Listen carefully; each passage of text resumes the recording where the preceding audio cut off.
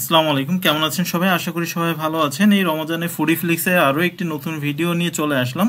আজকে আমরা তৈরি করব একটি রিফ্রেশিং ড্রিঙ্ক। তো চলুন দেরি না করে শুরু করি।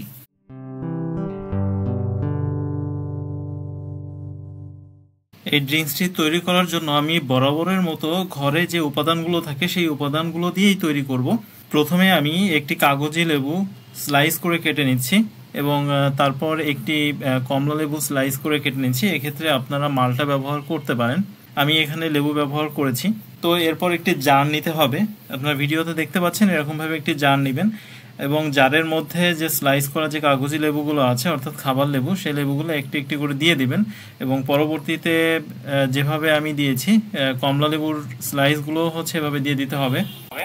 এরপর আমি অ্যাড করেছি তুতমা দানার পরে আমি দিয়ে দিয়েছি 2 চামচ ইসুপগুলের ভুসি।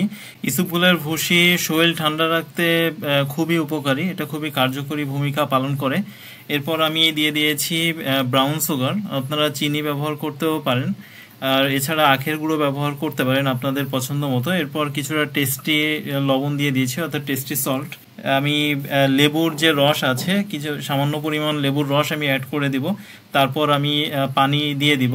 আপনারা দেখতে পাচ্ছেন পানিটা জারটি ফুল করে দিয়ে দিতে হবে অর্থাৎ কানায় কানায় ভরে যায়।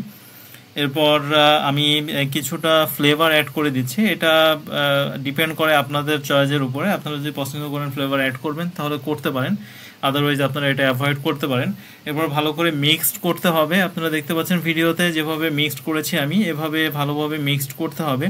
পুরোপুরি মিক্সড হওয়া পর্যন্ত একটি চামচ দিয়ে নাড়াতে হবে। এছাড়া আপনারা জারের মুখটা বন্ধ করে ভালোভাবে ঝাঁকিয়ে নিতে পারেন, তাতে সম্পূর্ণ মিশ্রণটি ভালোভাবে মিশে যাবে। ভালোভাবে মেশানো হয়ে গেলে আপনারা 10 মিনিটের মতো এটি রেখে দিবেন।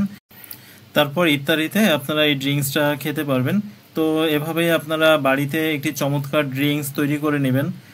দেখা হবে নতুন একটি ভিডিওতে নতুন কোনো একটি রেসিপি নিয়ে। সে পর্যন্ত সবাই ভালো থাকবেন। আল্লাহ হাফেজ।